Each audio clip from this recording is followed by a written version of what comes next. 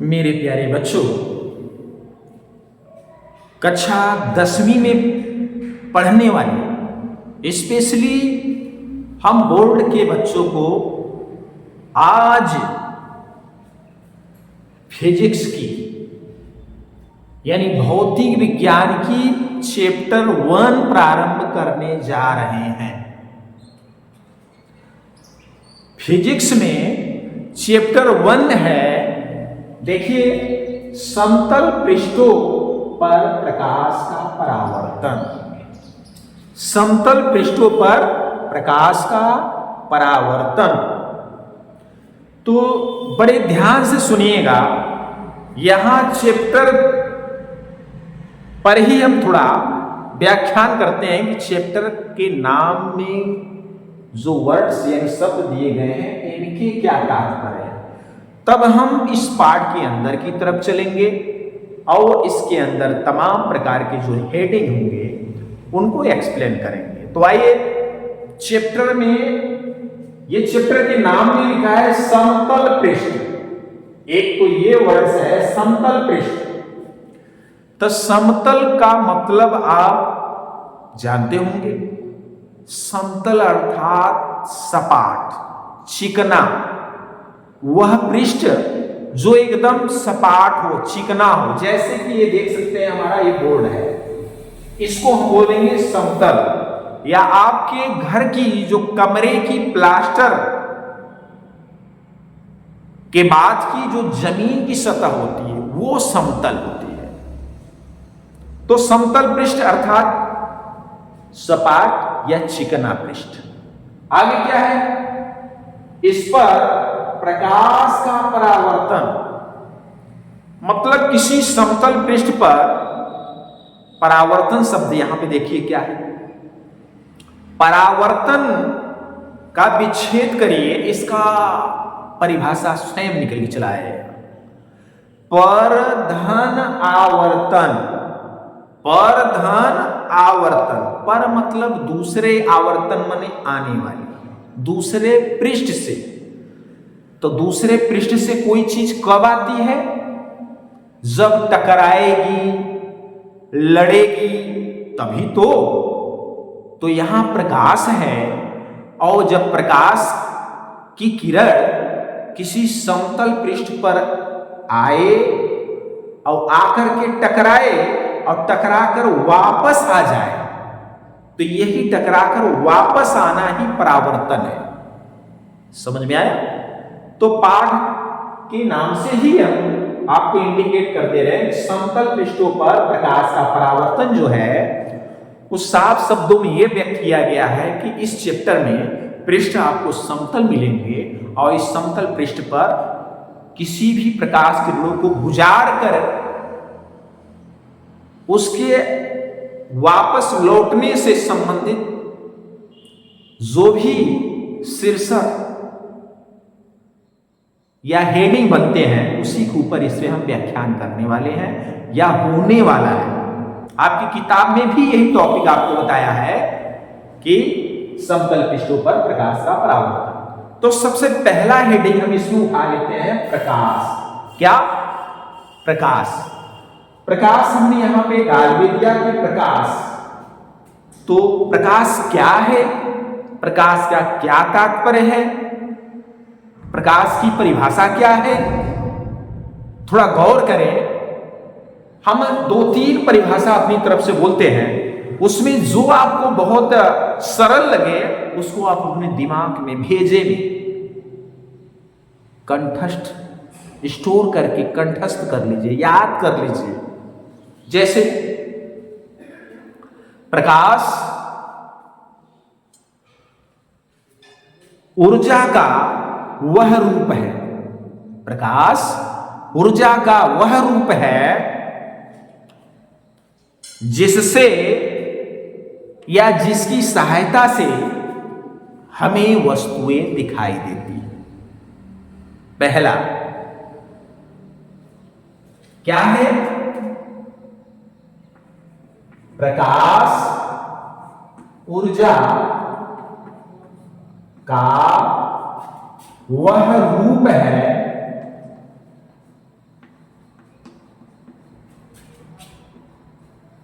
जिसकी सहायता से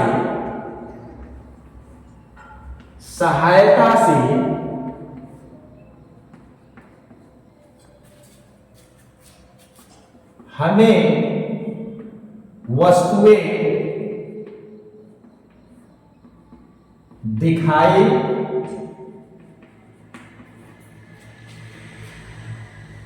पड़ती है या देती है, जैसा आप समझ सके, जो आपको सुगम सरल लगे वो लिख सकते हैं। ये रही आपकी पहली परिभाषा। अब हम एक और दूसरी परिभाषा व्यक्त करते हैं। सुनिए, प्रकाश ऊर्जा का वह स्रोत है, प्रकाश ऊर्जा का वह स्रोत है जो हमारे दृष्टि ज्ञान को जागृत करती है, जो हमारे दृष्टि ज्ञान को जागृत करती है। तो आइए उसको भी इंडिकेट कर देते हैं ताकि आप अपनी किताब में उतार सकते हैं। अथवा प्रकाश ऊर्जा का वह स्रोत है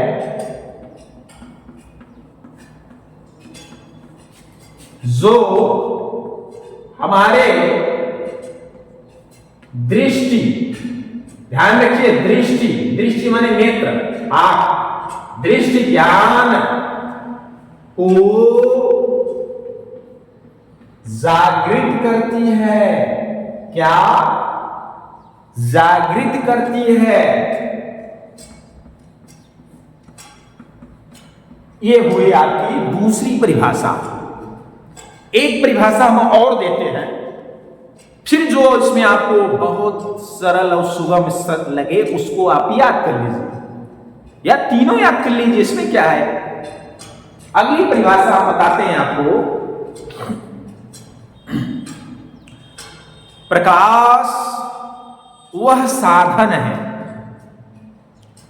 जिसकी सहायता से हम किसी भी वस्तुओं को या विभिन्न वस्तुओं को हम बड़ी सरलता से देख सकते हैं या अपने शब्दों में व्यक्त कर सकते हैं, ऐसे भी।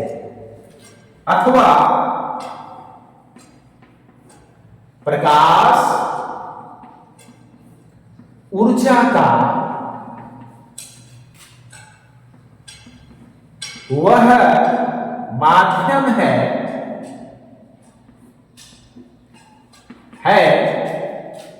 जिसकी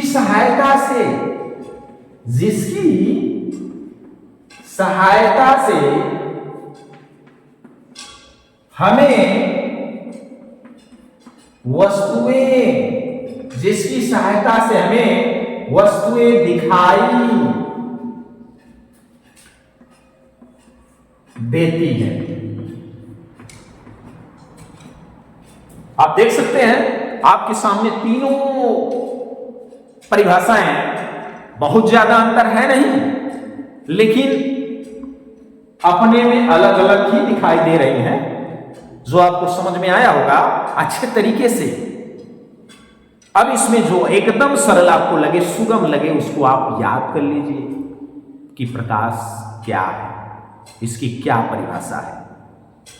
तो आइए अगला जो हेडिंग हम लेकर चलते हैं वो है, ये जो प्रकाश आपने पढ़ा, तो ये प्रकाश स्रोत। अगली हेडिंग हम चलते हैं कि प्रकाश स्रोत क्या है, प्रकाश स्रोत क्या होता है।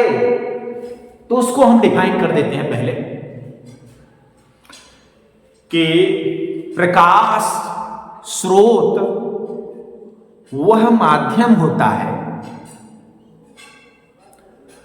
चाहे प्राकृतिक हो अथवा कृत्रिम, माध्यम ही होगा। तो आप कहेंगे क्या कि प्रकाश वह माध्यम होता है जिसके द्वारा, जिसके थ्रू होकर प्रकाश हमारे पास पहुंचती है,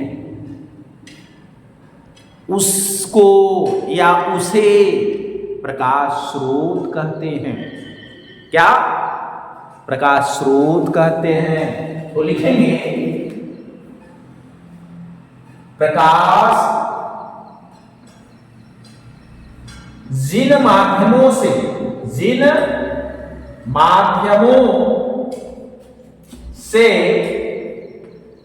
होकर, प्रकाश जिन माध्यमों से होकर हमारे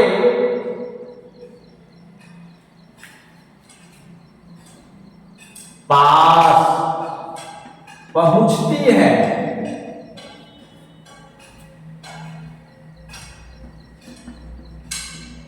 उन विभिन्न माध्यमों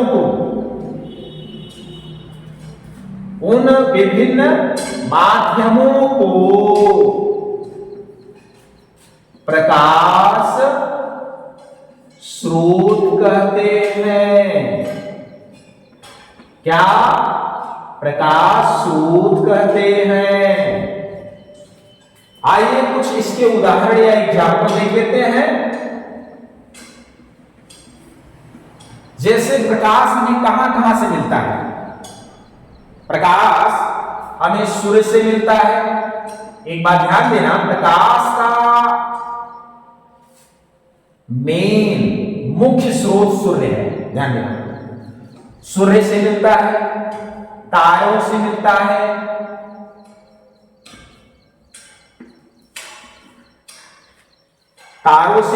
अर्थात तारे से मिलता है। इसके अलावा चंद्रमा भी आपको रात में प्रकाश देता है। इसके अलावा बल्ब देता है। बल्ब के अलावा आप यूं कह लीजिए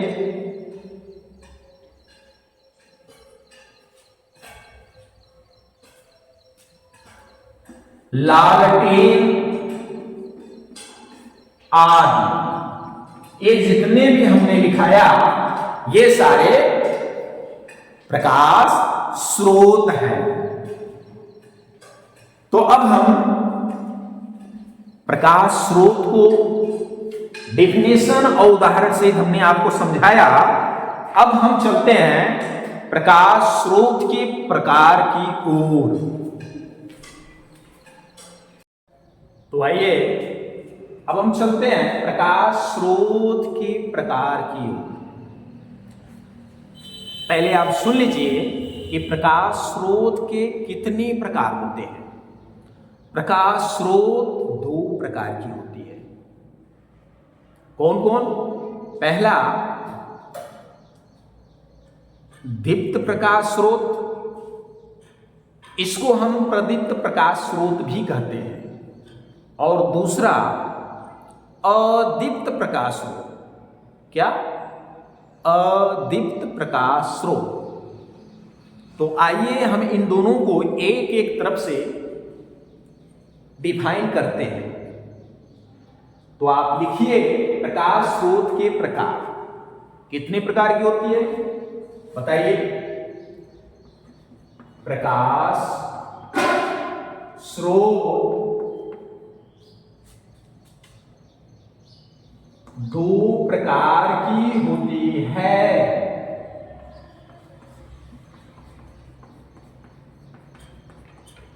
नीचे डैश मार के इसको छोड़ दीजिए, नीचे से लिखिए पहला क्या है? दीप्त प्रकाश। दीप्त को अभी हमने आपको बताया कि दीप्त प्रकाश स्रोत अर्थात प्रदीप्त। क्या? प्रदीप्त। तो दीप्त या प्रदीप्त प्रकाश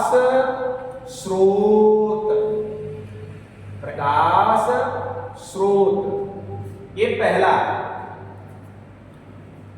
तो इसको हम डिफाइन करते हैं, किसे कहते हैं? दीप्त या प्रदीप्त प्रकाश स्रोत किसे कहते हैं? वह प्रकाश स्रोत या यूं कहें कि वे प्रकाश स्रोत जो स्वयं के प्रकाश से चमकते हैं या स्वयं प्रकाश उत्पन्न करते हैं, उन्हें दीप्त प्रकाश स्रोत कहते हैं।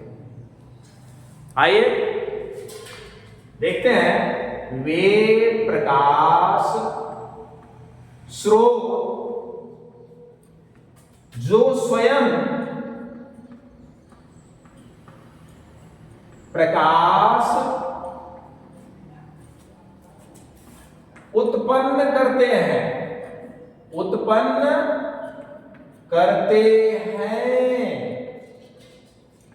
उन्हें दीप्त प्रकाश स्रोत कहते हैं। दीप्त प्रकाश स्रोत कहते हैं। कुछ एग्जाम्पल आइए देख लेते हैं, इसके उदाहरण। जैसे या उदाहरण में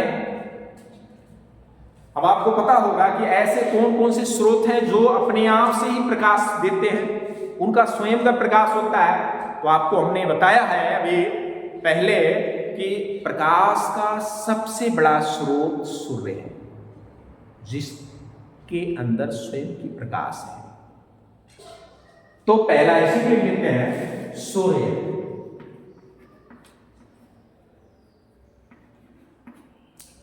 दूसरा तारे। तारे के अंदर भी स्वयं का प्रकाश होता है, वो किसी दूसरे के प्रकाश से नहीं चमकता। तारे, बल्ब,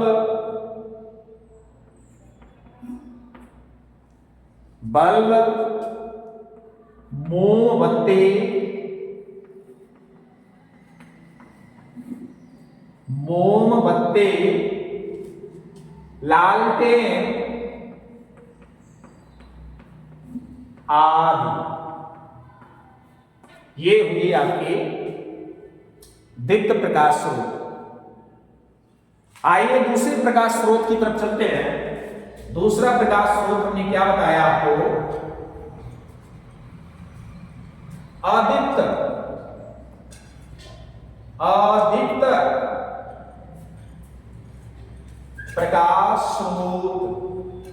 प्रकाश स्रोत।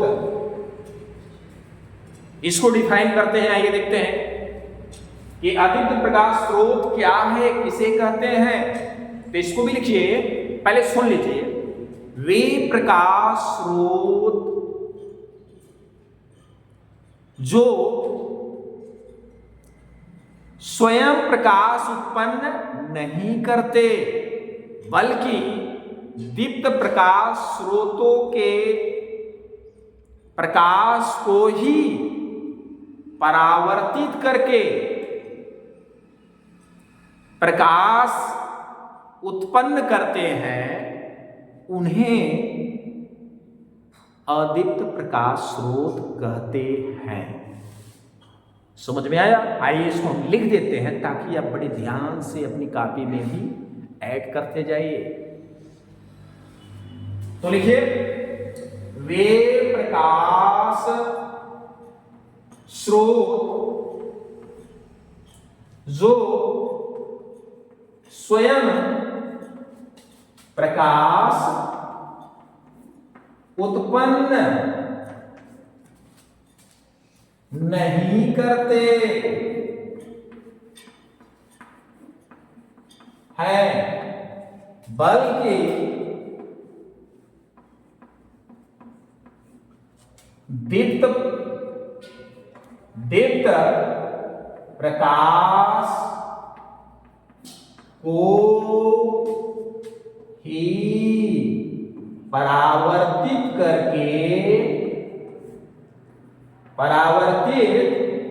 करके प्रकाश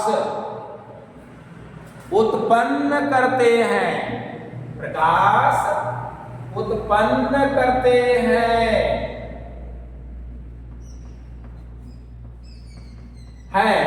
उन्हें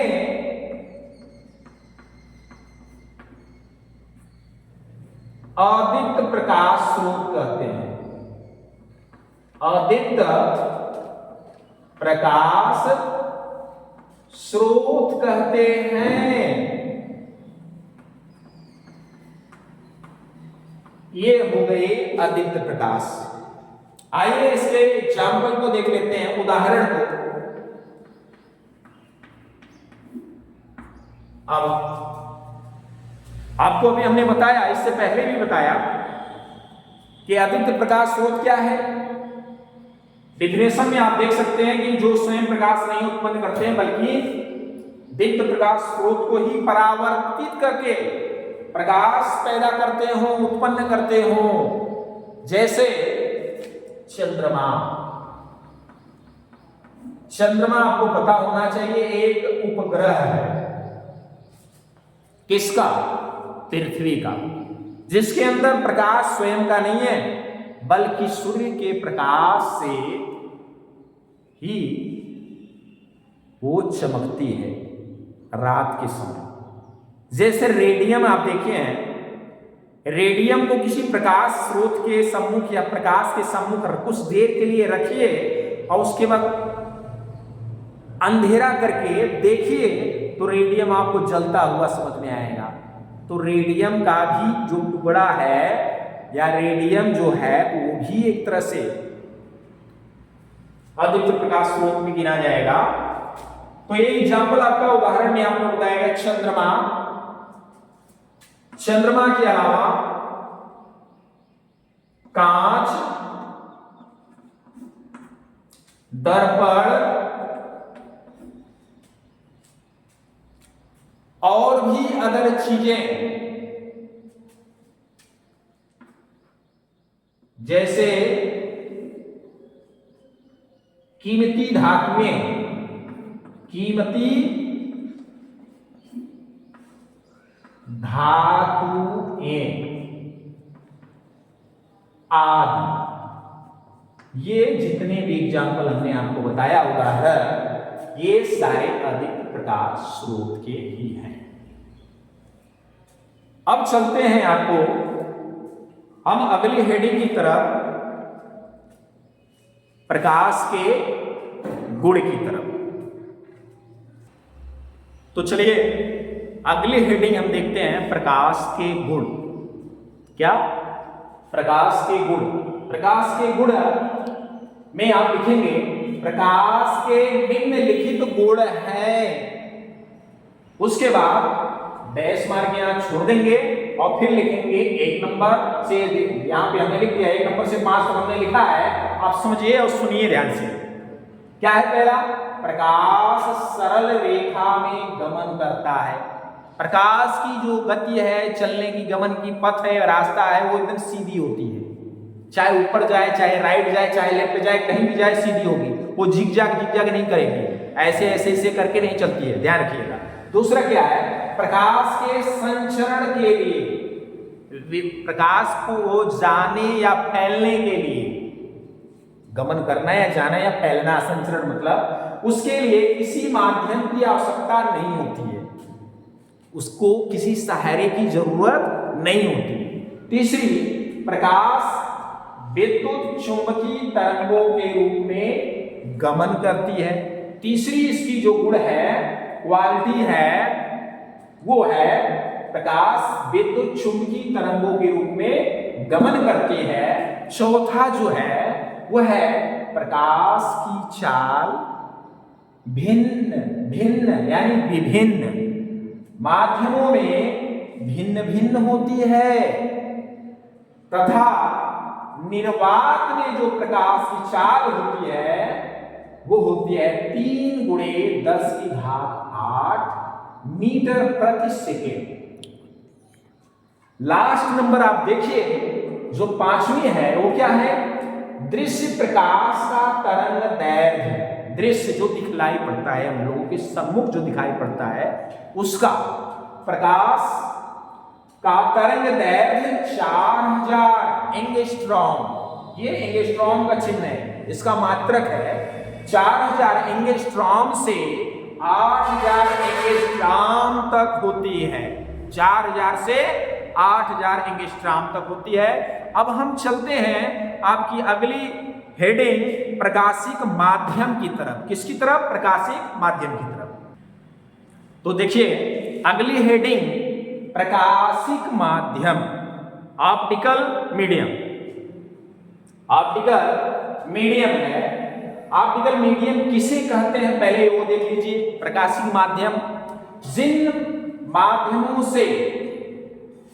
जिन माध्यमों से प्रकाश गुजरता है या गुजर सकता है, उन्हें माध्यमों को हम प्रकाशिक माध्यम कहते हैं। यहां हमने लिखा भी है, देख सकते हैं कि प्रकाश जिन माध्यमों से होकर गुजरती है उन माध्यमों को हम प्रकाशिक माध्यम कहते हैं। आते हैं अगली हेडिंग प्रकाशिक माध्यम के प्रकार की ओर। प्रकाशिक माध्यम 3 प्रकार की होती है। कितनी? 3 प्रकार की होती है, जो निम्नवत है। हमने नीचे आपको 2 इंडिकेट किया है, उसको देख लेते हैं। पहला है पारदर्शक। नाम से ही पता चल रहा है पारदर्शक, ऐसा माध्यम जिसके एक पार से दूसरे पार दिखाई पड़ती हो, वैसा वह माध्यम होता है पारदर्शक। तो पारदर्शक माध्यम क्या है?